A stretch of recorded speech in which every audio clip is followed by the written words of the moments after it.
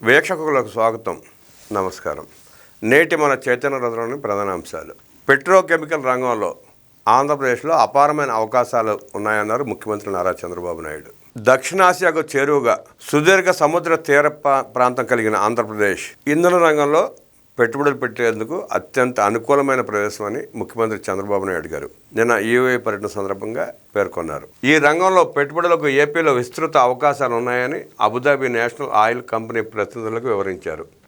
UAE పర్యటనలో భాగంగా రెండో రోజు గురువారం అబుదాబిలో ఆల్ మైరా ఐలాండ్లోని ఏడీజీఏ స్క్వేర్లో ఏడీఎన్ఓసి గ్లోబల్ ట్రేడింగ్ ప్రతినిధి అహ్మద్ బిన్ తలిత్తో ముఖ్యమంత్రి సమావేశమయ్యారు. భేటీలో పెట్రోకెమికల్, ఇంధన, LNG, gas processing, port logistics, green energy రంగాల్లో అవకాశాలపై చర్చించారు.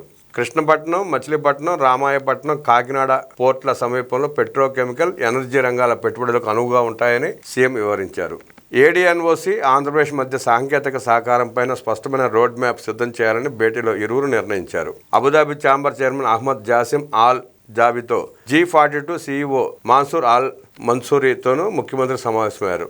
ఈజ్ ఆఫ్ డూయింగ్ బిజినెస్ నుంచి స్పీడ్ ఆఫ్ డూయింగ్ బిజినెస్ దిశగా ఏపీ పయనిస్తోందని, రాజధాని అమరావతిలో క్వాంటమ్ కంప్యూటింగ్ సేవలు జనవరి నుంచి అందుబాటులోకి వస్తున్నాయని సీఎం వివరించారు. కొత్త అవకాశాలకు, ఇన్నోవేషన్కు అమరావతి కేంద్రంగా ఉంటుందన్నారు. విశాఖలో నవంబర్ 14-15 తేదీల్లో జరిగే భాగస్వామ్య సదస్సుకు హాజరవ్వాలని సీఎం ఆహ్వానించారు. కృత్రిమ మేధ, క్లౌడ్ కంప్యూటింగ్, హెల్త్ టెక్ రంగాల్లో నూతన ఆవిష్కరణలపై పనిచేస్తున్న G42 ఇంటర్నేషనల్ సంస్థను ఏఐ డేటా సెంటర్లు, ఇన్నోవేషన్ ల్యాబ్స్, స్మార్ట్ గవర్నెన్స్ టెక్నాలజీని రాష్ట్రంలో ఏర్పాటు చేసేందుకు స్వాగతించారు. అనంతరం అబుదాబిలోని పారిశ్రామికవేత్తలతో సీఎం చంద్రబాబు బృందం నెట్వర్క్ లంచ్ సమావేశంలో పాల్గొంది. దీనిలో G42 CEO Manukumar Jain, ADIC global head Lalit Agarwal, IHC CEO అజయ్ భాటియా, WIO bank CEO Jayesh Patil, Polygon Morphic CEO Jayant Kanani, Trucker CEO Gaurav Biswas, Policybazaar group CEO Yashish Dahiya, insurance market CEO Avinash, Insat CEO Azhar Iqbal, GIA CEO Pankaj Gupta, Noon CEO Faraz Khalid, Inception CEO Ashish Kaushi పాల్గొన్నారు.